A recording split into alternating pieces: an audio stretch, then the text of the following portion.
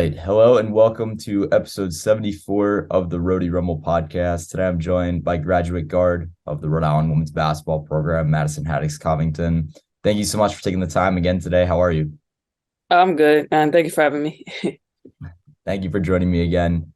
So like I said, I just have a few questions about your background. Going to VCU, how you got into playing basketball, and then we'll end it off with just a few questions about this season, and the season that Rhode Island is having this year. But a question I love to start things off with, with all of the guests that I have on this show is just what is your why or what motivates you? I really think it's my family. I come from a big family. I'm really close. My parents actually come to every game since I've been playing, and so I just want to be successful for them. I know they love watching me play, and so every day I just go out there and I work hard, and I just want to make them proud. That's a great answer. Again, family is so important. And, you really see that on and off the court. Obviously, you talk about your family being in attendance, but when you look at, from a scope, this program and this team, you really see that family, environment, on road trips. You really see on the court during some home games as well.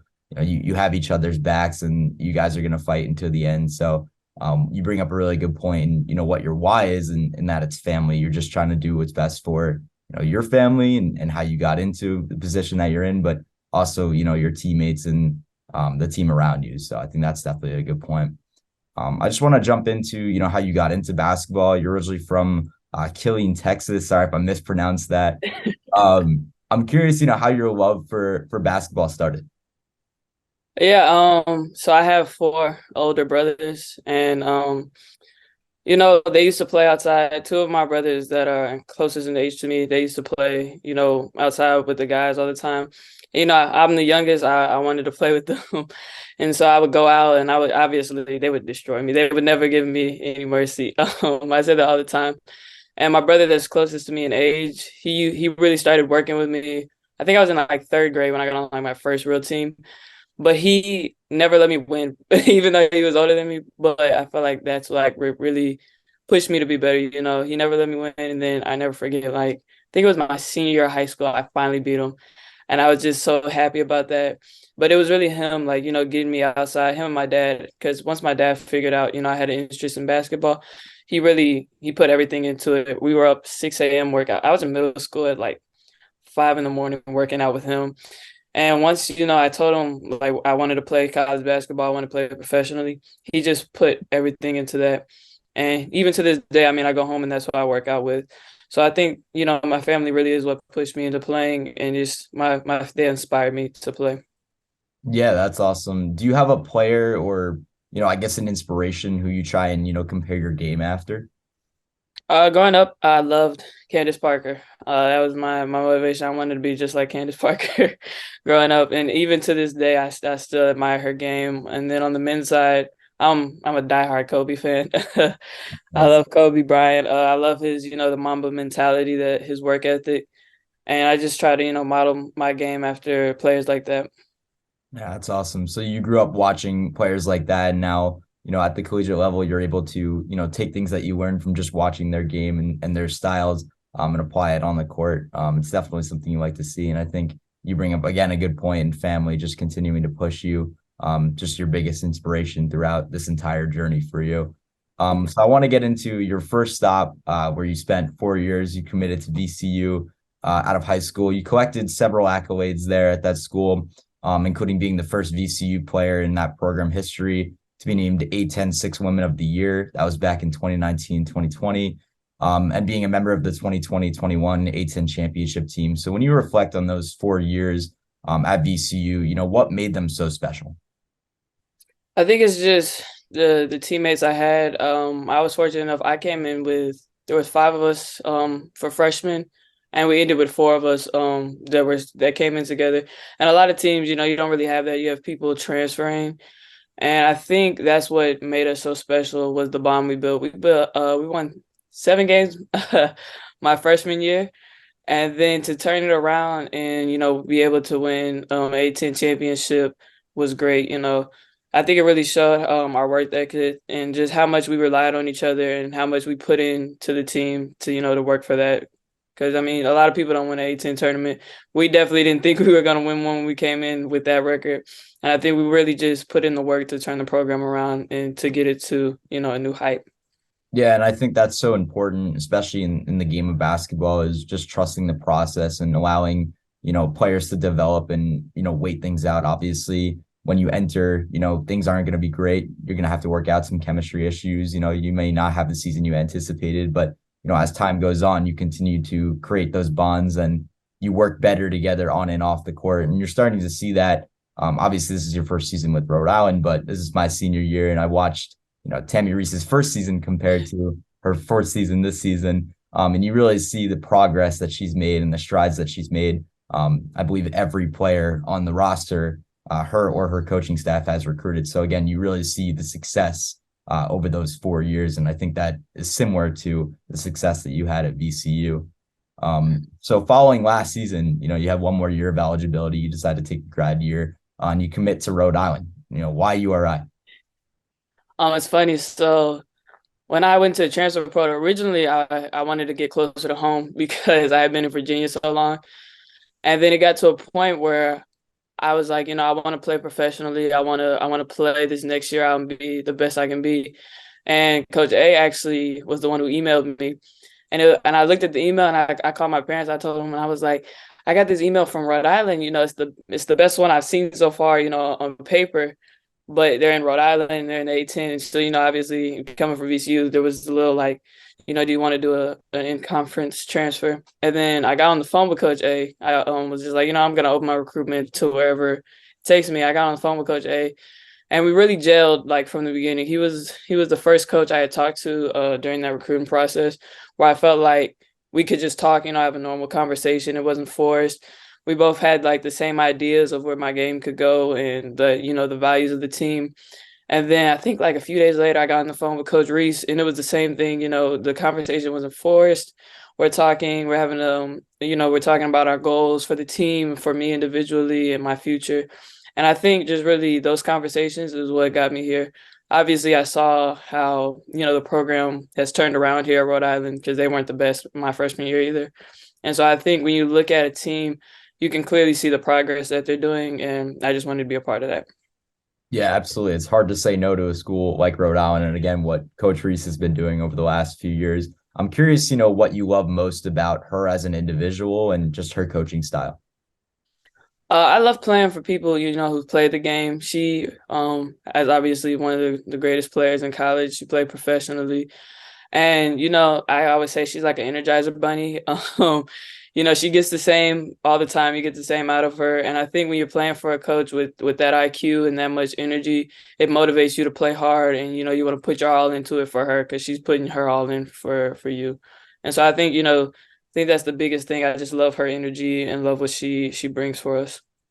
Yeah, and I think as an individual, she's just so special to this school. It really shows, why she'd come back and sign here, long term, why she's not satisfied. She wants to win. She has a chip on her shoulder.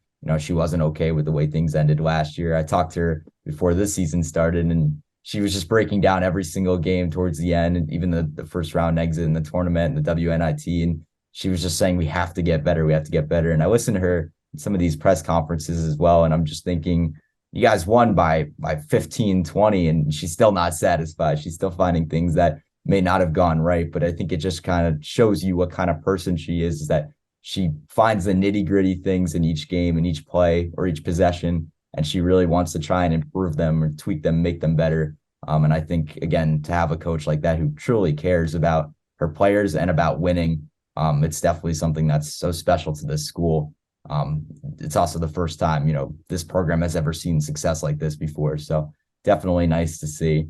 So like I mentioned in the second half of this interview, I just want to break down the last few games. I've had the opportunity to call a lot of them for ESPN and student run radio, WRU.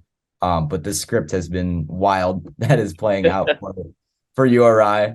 It's been a wild run for this program, but I want to start with the St. Joseph's game dating back to February 1st. So that was a double overtime victory at the Ryan Center. I was also calling that one. Maya had 18 points and 18 rebounds, that was also a big game for seeding, with the Hawks being with one of the better teams in the conference. What do you remember from that game? Obviously, it was one of the longest games, that this team has had to play all season. Was there some fatigue towards the end? I don't really think we were fatigued. I know we worked really hard to be able to play fast. And I mean, that goes back to the summer. We were out on the track and we work hard, in practice every day. We do a lot of full court drills to make sure we're in shape because we like to play fast. And so, I mean, going into the game, obviously, I know they were one of the top seed teams in the A10 at the time. And I think we knew we had to execute and, we had to play hard. They play hard every single game. And the coaches, they were telling us we have to match the intensity. And then going into, the overtime and stuff, I mean, I had confidence in us that we were going to execute down the stretch. And it was just, a hard fought game. I think we knew going into it, it wasn't going to be easy. So I think mentally we were prepared for that. And that's what really helped us bring it down the stretch. Yeah, and again, those games are so important, down the stretch as you have to prepare for, the tournament down in Delaware. Obviously, going into that game, it was sort of the first taste of the month of February. Obviously, anything could happen in this month. It's right before the tournament. And you open it up with a very good team in St. Joe's. So that was a really great game to call personally to watch that. And I thought it would never end at one point, especially when the first overtime ended still tied. But you guys were able to pull it out, and that was just really fun to be a part of. I'll jump one over to the GW game. I was also calling that one for ESPN. That was a great win for the team. Inez had that insane buzzer beater for the half. Like I said, was calling that, and I felt like the ball was up there for forever. I had never seen anything like that, and that got attention of Sports Center. And I believe you were on the court for that as well when that happened. In that game, in the second half, you also had your 1,000th career point. So for you, kind of a double question, what was it like to be on the court for that shot? Again, something I've never seen before. And what does it mean to have surpassed the 1,000 career point, milestone? Yeah, I mean, I was on the court. I was watching, and that's already shoots really high on her threes, so they already like go up like that. And then I was standing there, and I'm watching it, and it's going, and it's looping in the air, and I'm in my mind, I'm like, that kind of looks like it's going in, and then it goes in. And, I think it really gave us some momentum to go into halftime. Everybody's hype. We're running on the court. We're running in the locker room, and I think it really like boosted us. Coming out of halftime because obviously, it was a crazy shot. So I think it gave us a lot of energy. And then my 1,000 point, I think it's something, a lot of people work for in their college careers. I had no idea how close I was coming into the season. And I just know my dad, he, over the summer, he's like, that's one of our goals this year. We're going to hit 1,000 points. We didn't know, like I said, how close I was.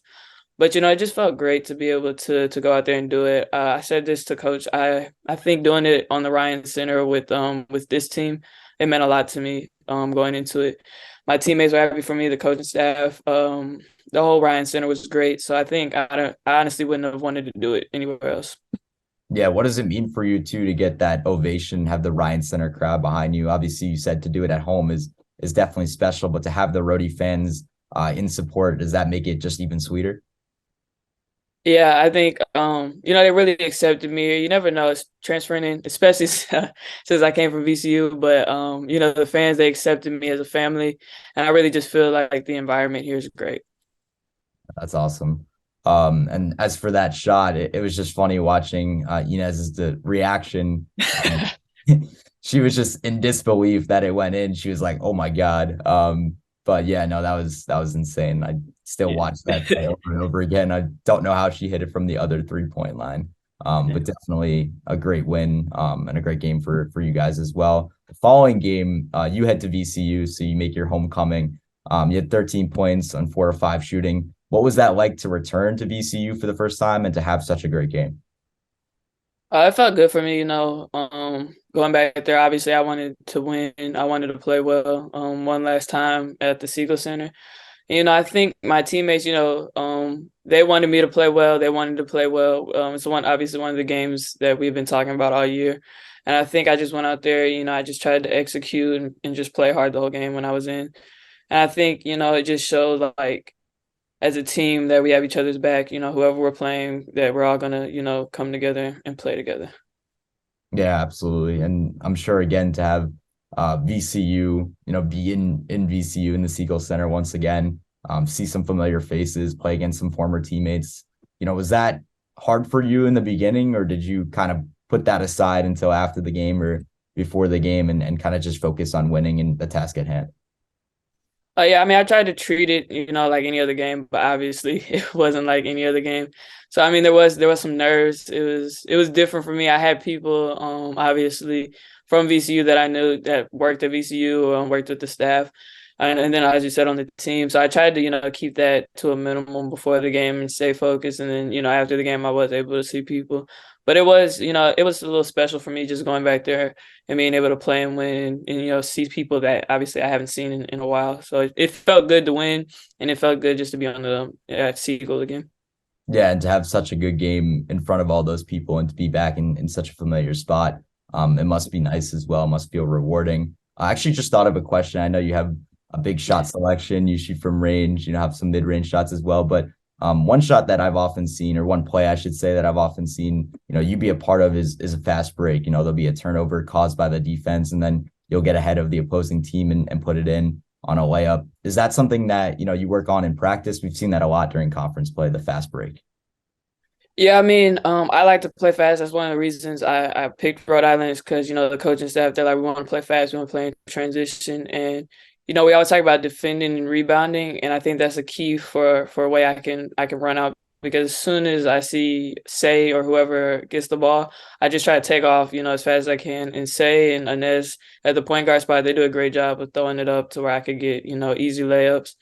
And so, I mean, I love playing fast. I love fast break. I think it's so easy, to get 2 points that way. So I just try to, take off as fast as I can as soon as I see we have the rebound secured. Yeah, well, you're in the right place to do that. Fast break was created here at URI, so definitely nice to see that in the Ryan Center. So the next game, moving along, was arguably the biggest game of the year, at least a lot of hype around it. Excuse me.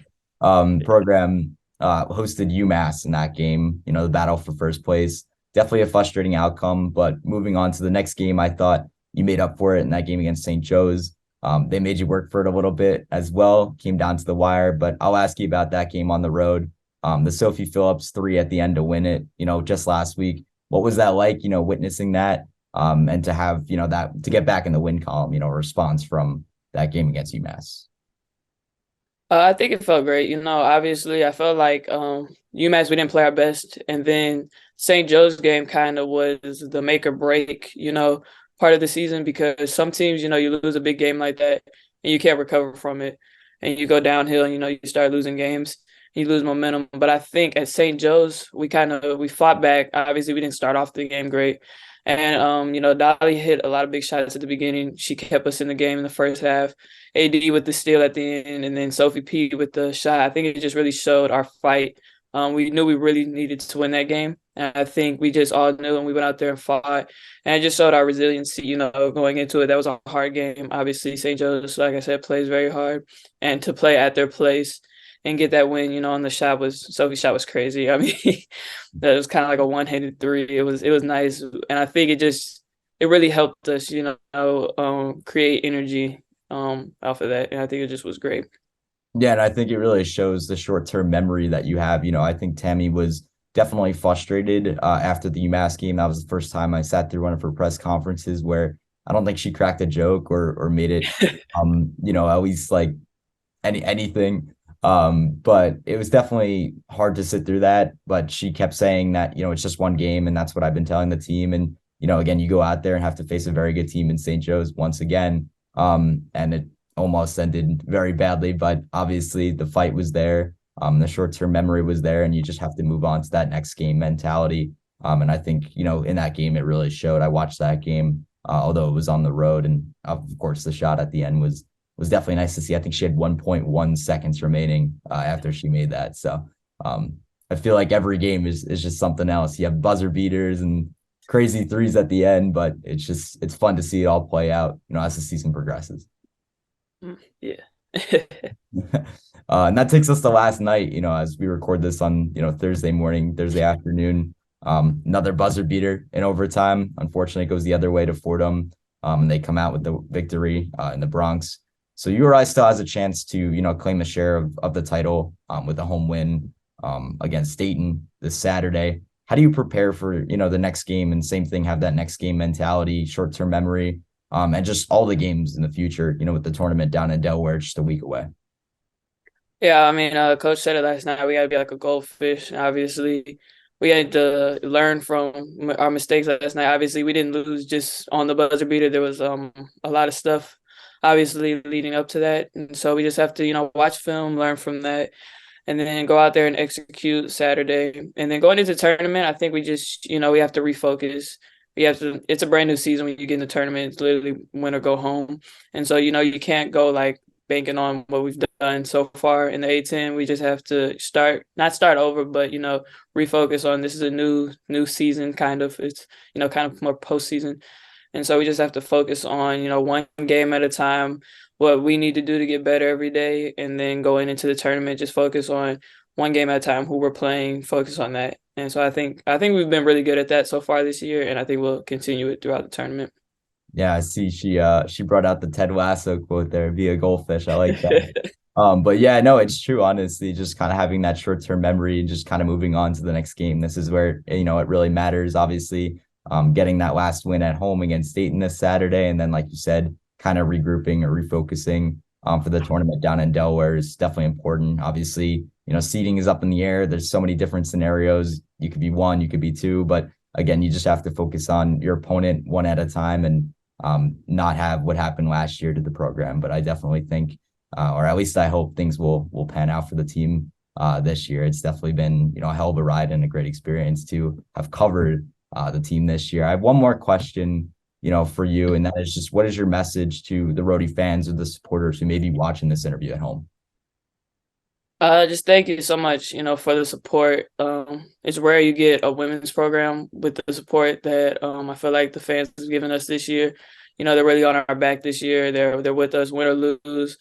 And so I'm very grateful to be in an environment like this where, everyone does have your back and they want you to win. And like I said, you don't get that a lot with the women's game. Even for like the UMass game, the way the fans showed out was crazy. And I just, I'm grateful for that. Hopefully, we'll have some come to Delaware with us and we'll just continue to, make them proud and do it for them too.